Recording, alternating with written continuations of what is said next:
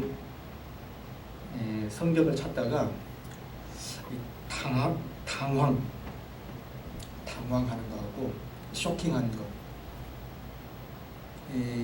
당황은 어떠할 때 당황합니까, 여러분들? 우리가 주로 이제 성경을 볼 때에 초신자들에게 특별히 있어서 당황. 초신자들에게서 당황한다는 것은 구약에서 히브리서를 찾는 것이 제일 당황한 거예요. 그렇죠? 히브리서. 히브리 분명히 구약에 있을 거라고 생각하고 찾으니까 없을 것이고, 쇼킹한 거. 뭘까요, 여러분들? 쇼킹한 거. 딱 폈는데 한자가 나왔을 경우 그걸 읽어야 되는데 못 읽을 경우 그것이 아주 쇼킹한 거죠. 그래서 옛날에 지금은 없습니다만은 예전에 한문 성경이 있었지 않습니까? 보통 이렇게 같이 있어가지고 읽기 참 불편했었죠. 당황, 쇼킹한 부분들. 우리가 참 성경을 읽다 보면 참 이런 부분들이 많이 있을 줄 압니다. 오늘 본문 여러분 잘 아시는 내용입니다. 이제 느헤미야라는 선지자가 이제 주동이 되어가지고 에루살렘에 있는 그 성벽을 재건하는 그러한 장면을 그리고 있는 부분입니다. 포로에서 이제 예루살렘에 많은 백성들이, 이스라엘 백성들이 돌아왔습니다. 그 수가 무려 얼마나 됐다고 얘기하고 있습니까? 느헤미야서 7장 66절을 한번 보시기 바랍니다. 몇 명입니까? 42,360명이라고 되어 있습니다. 이제 1차, 2차, 3차에 걸쳐서 이렇게 오는데 이때 왔던 사람들이 약 42,360명, 상당히 많은 숫자입니다.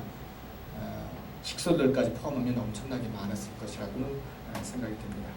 자, 이 포로로 돌아온 후에 그들에게서 최대의 수건상, 그것은 성전을 건축하는 일이었습니다. 성전이 건축되고 나서 성전이 건축되다 보니까 그 옆에 있는 성벽, 예루살렘의 그 성벽을 건축하는 부분이 등장하게 됩니다. 성전 건축하는 데서 보면 7장에 나와 있습니다만은 산발랏이라는 여러 많은 좀 방해하는 여러 세력들이 있습니다. 자, 그런 세력들을 다 물리치고 이제 성벽을 쌓고 그 성벽을 재건했던 부분들이 나옵니다. 며칠 만에 성벽을 재건하게 됩니까? 며칠 만입니까? 52일 만에 성벽을 다 중건하게 됩니다. 이처럼 성전과 그리고 나서 이제 성벽 모든 것이 다 세팅이 되어 있습니다. 성벽의 왕복, 그야말로 이스라엘 백성들에게 있어서 빼앗겼던 그 모든 세월들을 다 이제 다시 한번 되새겨 보면서 그 기쁨과 그 한이라는 것은 말할 수가 없었을 것입니다. 그야말로 그들에게 있어서는 이제 안심이 되고 자랑거리가 될 수밖에 없었습니다. 자, 그러나 그러한 외형적으로 갖추어져 있는, 외형적으로 다 이제 세팅이 되어 있습니다. 성전도 되어 있고 성벽도 정말로 아주 근사하게 잘 지었습니다. 자, 그런데 외적으로는 이렇게 딱 세팅이 되어 있지만은 그들 마음 가운데는 온전히 잘 세팅이 되어 있지 않았죠. 마음이 허전했습니다. 영적으로는 아주 궁핍한 그러한 상황이었습니다. 오직 그렇게 했겠습니까, 여러분들? 폐허로 갔다 와서, 즉 바벨론으로 유수를 갔다 와서 다시 돌아와서 그야말로 어려웠던 시절을 겪었는데 하나님 말씀을 제대로 듣지도 못한 그런 상태에서 얼마나 어려웠던 시절을 보냈을 것입니까? 자, 그들 마음 가운데 영적으로 아주 피폐했던 그러한 표정들을 오늘 본문의 말씀은 잘 읽어주고 있습니다. 영적인 상태는 그야말로 어떻게 보면 제로와 가까운 그러한 상태에 있었습니다. 한자 수고 중에 외화내빈이라는 말이 있습니다. 외적으로는 과연 화려한데 내적으로는 아주 빈곤한 상태, 그러한 상태에 있었던 것이 바로 이 이스라엘 백성들의 지금 현재의 모습이라고 볼 수 있습니다. 여러분, 우리 시대에도 동일할 겁니다. 아마 우리가 지금 요사이 살고 있지만은 교회는 화려한데 정작 교회에 많이 나오는 그 성도들, 내적으로도 영적으로도 과연 딱 차 있을까요? 대부분 다 그러하지 못합니다. 외적으로는 아주 휘황찬란하게 첨탑이 엄청 올라가 있고 그러하지만은 그 내면을 살펴보면 정작 허하고 공허하고, 그래서 교인들 중에도 우울증이 참 많다는 것을 알 수가 있죠. 우울증이 많습니다. 자, 그런 채 우리 영혼이 많이 피폐해 있다는 그런 상황하고 일맥상통하다고 볼 수 있겠습니다. 오늘 본문의 말씀은 어찌 보면 외적으로는 화려하지만은 이제 모든 것이 다 세팅되지만은 영적으로 이제 채워져야 될 갈급함이 있어야 된다는 사실을 오늘 본문은 얘기하고 있는 것입니다. 이스라엘에 있어서 가장 큰 문제, 그것은 영적인 상태였습니다. 그들에게는 말씀이 없었습니다. 자, 그렇기 때문에 그들에게 학사 겸 제사장인 누가 등장하게 됩니까? 에스라라는 사람이 이제 등장하게 됩니다. 학사, 즉 서기관이라는 뜻입니다. 서기관인 이 에스라가 등장을 하게 되어서 이제 말씀을 이끌어 나가고 있는 것을 볼 수 있습니다. 느헤미야사가 이 말씀을 기록할 때 이 에스라는 13년 전에 이미 이 예루살렘에 와서 그 본연의 일을 하고 있었던 그러한 사람입니다. 13년에 약간 갭이 있는 거죠. 이미 이제 먼저 선배 어떤 그 선지자라고도 볼 수 있겠습니다. 자, 그 사람이 와서 미리 딱 그 어떠한 모든 것들을 다 알고 있는 그러한 상태였습니다. 본문의 말씀 1절을 보니까 이스라엘 자손이 그 본성에 거하였더니 일곱째 때 이르러 모든 백성이 일제히 수문 앞 광장에 모여 학사 에스라에게 여호와께서 이스라엘에게 명령하신 모세의 율법책을 가져오기를 청하매라고 얘기하고 있습니다. 자, 포로된 그 백성들이 이제 흩어져 가지고 다시 모여서 이제 예배를 드리는 그 순간, 정말로 아름다운 순간이 아닐 수가 없는 것입니다. 사도행전에 보면 2장 46절 이렇게 나와 있습니다. 함께 모여 마치 초대교인들이 예배를 드렸던 그런 내용과 몹시 흡사하다는 것을 볼 수가 있습니다. 이 8장에 보면 특별히 많이 반복되어 있는 구절 중에 하나가 모든 백성이라는 계속해서 반복되는 이 단어가 등장하게 됩니다. 1절에 보시기 바랍니다.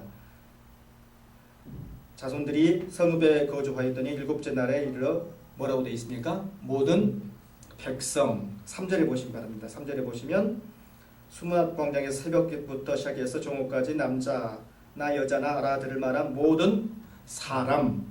5절을 보시기 바랍니다. 에스라가 모든 백성. 6절에 보시면 하나님이 여호와를 송축하며 모든 백성이 손을 들고 쭉쭉쭉 16절까지 무려 6번에 걸쳐서 계속해서 반복되고 있습니다. 왜 그럴까요? 그만큼 아주 중요하다는 내용을 지니고 있는 하나이기 때문입니다. 새벽부터 정오까지 무려 6시간, 대략 6시간에 걸쳐서 이렇게 예배를 드리고 있는 것을 볼 수가 있습니다. 그들에게 있어서 가장 중요한, 어찌 보면 영적인 그러한 아주 갈급함이 있었기 때문에 계속해서 이렇게 간구하고 있는 것을 볼 수가 있습니다.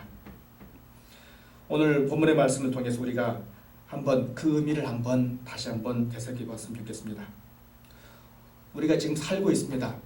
크리스찬으로 살고 있습니다. 자, 그러나 우리가 정말로 갈급한 심령을 가지고 오늘 본문에 그 제가 드려진 그 설교 제목처럼 참된 영성을 가지고 우리가 온전히 살고 있는가, 그 참된 영성의 그 종류들이 과연 어떤 것들이 있는가 한번 구체적으로 한번 오늘 본문의 말씀을 통해서 한번 정리를 해보고자 합니다. 먼저는 오늘 본문의 말씀을 보니까 이 말씀의 영성이 되살아났다는 사실을 분명히 얘기해 주고 있습니다. 5절 말씀 한번 보시겠습니다. 5절 말씀 한번 크게 한번 읽겠습니다. 시작. 에스라가 모든 백성 위에 서서 그들 목전에 책을 펴니 책을 펼 때에 모든 백성이 일어서니라. 아멘. 6시간 동안 새벽부터 정오까지 6시간 동안 여러분 일어서서 말씀을 들었다라고 얘기하고 있습니다. 여러분 6시간 동안 서 있을 수 있겠습니까? 우리 보통 목사님들이 설교를 몇 분 정도 합니까? 한 30분 그 정도 하시죠? 30분, 40분, 30분 정도. 안산 동산교회를 가니까 그 김인종 목사님은 딱 1시간이더라고요. 그러니까요. 1시간 동안 예배를 드린다고 합니다. 근데 거기는 어떻게 된 패턴인지 하여튼 1시간도 너무 짧다라고 보통 청중들이 생각을 하더라고요. 그만큼 뭐 열정을 가지고 하시니까 그렇게들 많이들 얘기하는데 6시간 동안 서서 주의 말씀을 들었다. 여러분 이 상황을 한번 생각을 해보시기 바랍니다. 6시간 동안. 그만큼 말씀에 대한 갈급함이 있었다는 것을 알 수가 있습니다. 그리고 보니까 그 후에 6절에 보시니까 에스라가 위대하신 하나님 여호와를 송축하며 모든 백성이 손을 들고 아멘 아멘 하고 응답하고 몸을 굽혀 얼굴을 땅에 대고 여호와께 경외하니라. 말씀을 들으니까 아 그렇습니다. 예 그렇습니다. 아멘 아멘 하고 이렇게 얘기하고 있는 것을 보고 있습니다. 말씀에 대한 응답, 말씀에 대한 반응, 참으로 어떻게 보면 정말로 아름다운 그러한 광경이 아닐 수가 없습니다. 하나님의 말씀에 대한 그야말로 적극적인 그러한 자세를 잘 보여주는 내용인 것입니다. 이 말씀을 조금 더 구체적으로 보면 이 첫째 오늘 본문의 말씀을 보면 이 사람들이 이렇게 예배를 드릴 때는 더 구체적으로 이렇게 얘기를 하고 있습니다. 날짜를 정하였다고 그랬죠. 7째 달 초하루에 날짜를 정하였고 그리고 모든 백성들이 일제히 다 모였다라고 얘기하고 있고 이 2절 말씀을 보면 남자나 무릇 여자나 모든 회중이 다 모였다라고 얘기하고 있고 그리고 자발적으로 그들이 에스라에게 찾아와서 예배를 같이 드리자라고 했던 것을 볼 수가 있습니다. 삼박자가 잘 맞아 떨어졌던 거죠. 일자 그리고 모든 백성이 일어나서 일제히 다 같이 그룹으로 움직였고 그리고 에스라가 직접 그들을 찾아간 것이 아니라 그들이 직접 와서 예배를 같이 드리면 좋겠습니다. 좀 와서 좀 수교 좀 해주십시오 라고 이렇게 했던 것을 볼 수가 있었습니다. 말씀에 대한 영성이 정말로 갈급했고 거기에 대한 사모함이 있기 때문에 그들이 얘기했던 것입니다. 3절 말씀을 보니까 그래서 수문 앞 광장에 모여서 새벽부터 정오까지 남자나 여자나 알아들을 만한 모든 사람 앞에서 읽음에 뭇 백성이 그 율법책에 귀를 기울였다라고 얘기하고 있습니다. 꼼짝도 하지 않고 6시간 동안 그 말씀을 사모하는 마음으로 귀를 기울였다. 우리의 심령 가운데도 오늘 본문의 말씀처럼 주의 말씀에 늘 귀를 기울이는 모습이 되었으면 합니다. 여러분의 신앙 가운데 우리가 어디에 귀를 향하고 있습니까? 세상입니까? 아니면 하나님 말씀입니까? 오늘 본문의 말씀을 보면서 우리가 다시 한번 우리의 신앙을 다시 한번 되새겨봤으면 좋겠습니다. 성벽 재건, 성전 건축, 외형적인 그러한 세팅에서 이제 보다 더 말씀에 대한 내부적인 단속을 하고자 하는 그러한 마음이 이스라엘 백성들 가운데 있었다는 것입니다. 이동호 목사님께서 이렇게 말씀하십니다. 이 본문을 사람이 왜 그들이 그렇게 할 수밖에 없었느냐. 하나님이 말씀하시기를 사람이 못으로만 살 수 없습니까? 떡으로만 살 수가 없고 오직 하나님의 말씀으로 살아야 하기 때문에 이 사람들도 과히 이렇게 행동하고 이 일을 수행했을 것이다 라고 미루어 짐작하신다고 말씀하신 적이 있었습니다. 우리 마음 가운데 말씀의 영성이 없으면 우리는 과히 쓰러질 수밖에 없습니다. 말씀의 영성이 다시 한번 되살아나야 온전히 신앙인으로서 바로 살 수가 있는 것입니다. 여러분 오늘 본문의 말씀 다시 한번 주의 깊게 귀를 기울이면서 하나님 말씀 가운데 항상 우리의 몸을 맡기는 그런 모습이 되시길 바랍니다. 두 번째로는 예배에 대한 영성이 분명히 되살아났다는 사실을 가르쳐 줍니다. 아까 전부에 언급했습니다마는 아멘 아멘 하고 다시 한번 그 얘기를 하고 있습니다. 아멘 아멘. 어떤 내용입니까 여러분들? 진실로 그 말씀을 내가 믿습니다 라는 그러한 내용입니다.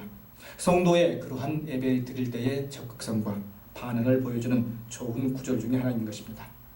내가 거기에 대해서 분명히 동의하기 때문에 하나님께 이렇게 말씀을 드립니다. 헌신을 합니다. 라는 그러한 모습인 것입니다. 여러분, 예배를 드리면서 표현도 없고 감정도 없고 깨닫는 것도 없으면 어떻습니까, 여러분들? 예배 자체가 그야말로 아무런 의미가 없는, 계시록에 나타난 그러한 라오디게의 교회에 나타냈던 뜨뜻미지근한 그러한 신앙이 될 수밖에 없다는 것입니다. 루크워, 그야말로 차지도 않고 뜨겁지도 않는 그러한 신앙에 젖어들 수밖에 없음을 성경은 가르쳐주고 있습니다. 자, 그런데 오늘 본문의 말씀을 보니까 말씀의 영성이 살아니까 예배에 불이 붙기 시작하고 아멘으로 화답하는 놀라운 사건들이 나타났다는 사실을 분명히 보여주고 있습니다. 예배의 영성, 엄청나게 중요한 내용 중에 하나입니다. 하나님 말씀을 통하여서 우리가 차지도 않고 뜨겁지도 않는, 항상 그런 신앙에 머무를 수는 없습니다. 하나님을 향하여서 정말로 뜨거운 신앙, 정말 폭발력 있는 그러한 신앙, 그런 예배가 분명히 있어야 될 줄 믿습니다. 세 번째로는 이 깨달음의 영성에 다시 한번 되살았다는 사실을 분명히 얘기해주고 있습니다. 이 8절 말씀을 한번 보시기 바랍니다. 같이 한번 읽겠습니다. 하나님의 율법책을 낭독하고 그 뜻을 해석하여 백성에게 그 낭독하는 것을 다 깨닫게 하니, 깨달음의 영성이 되살아났다. 이스라엘 백성들, 그들이 과연 이 히브리어 되어 있는 구약책을 알 수 있었을까요? 없었죠. 그들이 지금 그 당시에 사용하고 있는 단어, 언어, 말은 무슨 말이었습니까, 여러분들? 아람어였습니다. 해석이 필요하고 통역이 필요한데 6시간 동안 그걸 계속해서 들어야 합니다. 그 말씀을 듣고 깨달음이 있었다라고 분명히 얘기하고 있습니다. 구역별로 나누어서 그걸 차근차근 해석해 주면서 그 사람들이 이제 그 말씀을 들었다는 것입니다. 그 말씀을 듣고 8절에 보니까 그 낭독하는 것을 다 뭐 했다고 그랬습니까? 깨달았다라고 얘기하고 있습니다. 통역을 하면서도 그 말씀을 듣고 싶고자 하는 그러한 열망이 있었기 때문에 가능했다는 것입니다. 깨달음의 영성, 그것이 반드시 필요하다는 것입니다.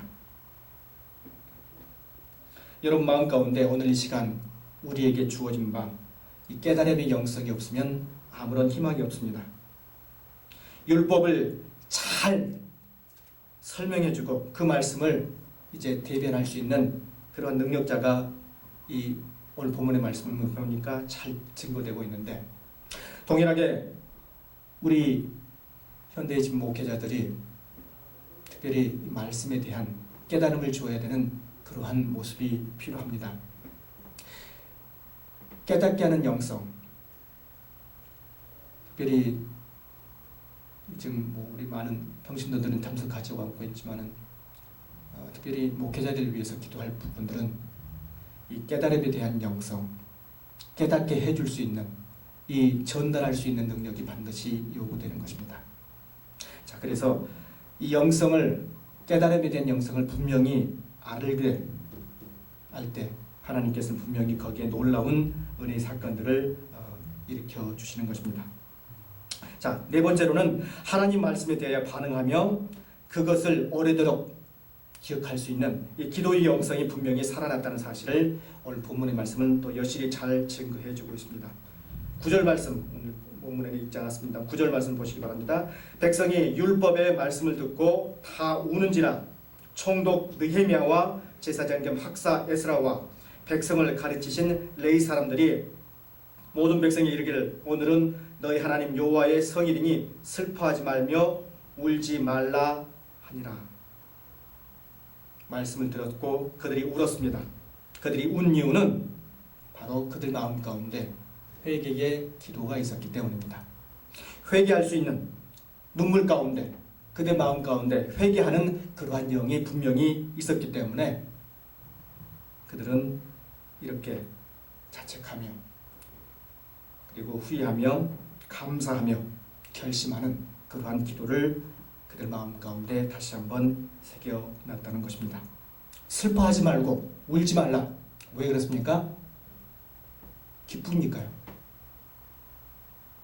하나님을 분명히 알고 하나님을 분명히 이해했기 때문에 그들의 신앙에 정말로 아주 밑바닥에 있던 그런 이끼를 그 순간에 나쁜 이끼들 다 제거할 수 있는 그런 순간이 있었기 때문에 너무나 기뻤다는 것입니다. 말씀을 통해서 그들의 마음밭이 변했습니다. 기도를 통해서, 기도의 영성을 통해서 이런 모든 것들이 다 한숨에 해결될 수 있었던 것을 볼 수가 있습니다.